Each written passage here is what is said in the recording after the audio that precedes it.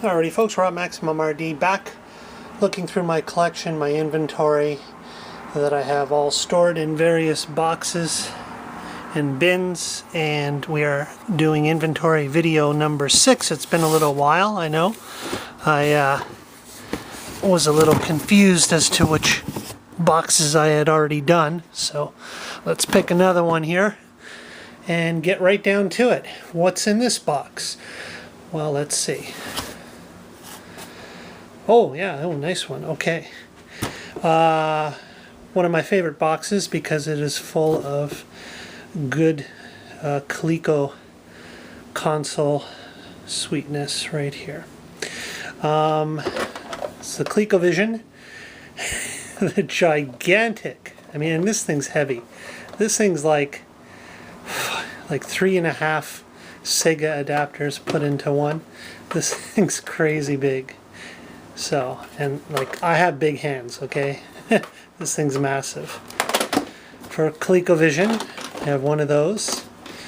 This is awesome. It's one of those joy sensor for ColecoVision, where it is like a touch pad. Not like the Intellivision. You might be thinking like the disc on Intellivision, and while it definitely is round, it's not a disc in any way. There's no spring mechanism. It doesn't float there or anything like that. It's simply a pressure-sensitive touch control for all the buttons, rapid fire. And this was great. This was actually pretty early on in my YouTube channel. Somebody had sent me this, and that was really awesome. That was like one of the first things I received was this, along with like the ColecoVision expansion module number 1. For playing Atari VCS games, Atari 2600 games. Blew my friggin' mind. It was the first time I had ever received anything from a fellow YouTuber. So that was really cool. So this adapter unfortunately has a little issue here, but broken, cracked. But it's still working, so I hold on to that. And the one and only ColecoVision cartridge that I have left.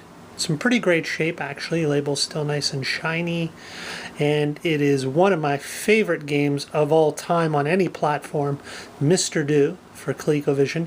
This is the only cartridge I kept because I have the 128-in-1 flash cartridge. I got rid of all my others. I gave away my ColecoVision games to various people here on the YouTubes, but I kept that one for sentimental reasons.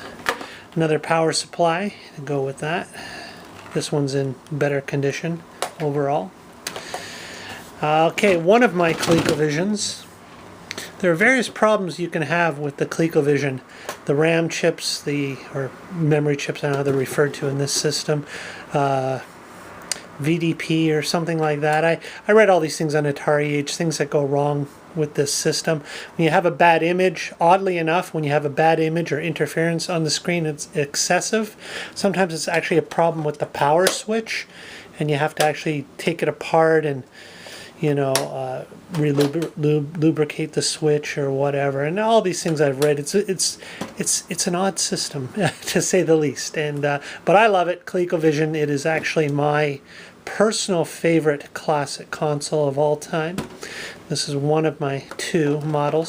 You notice I actually have the controllers don't match. These are for the Atom computer system. That was Coleco's, after the fame and success of the ColecoVision. They thought they would get into the upcoming home computer market, and they attempted that with the pretty much failed Atom computer system. It came in 2 formats.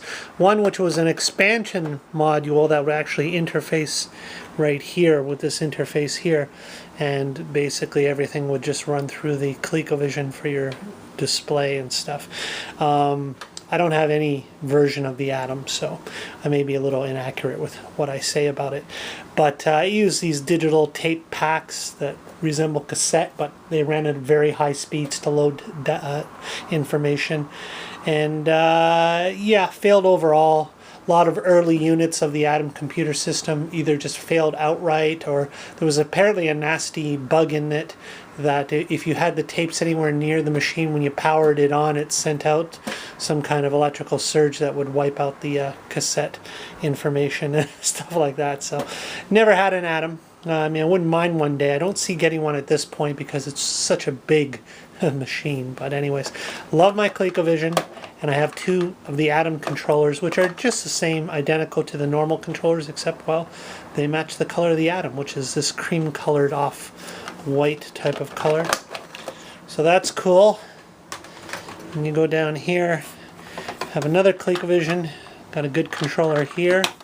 I'll take it out of the box, just another ColecoVision.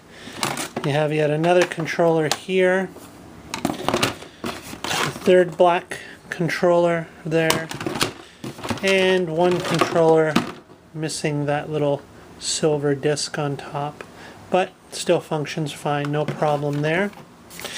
Then I have this little USB cable here, and that USB cable is to hook up to PC for this little baby right here, the Atari Max 128-in-1 USB flash multi-cartridge.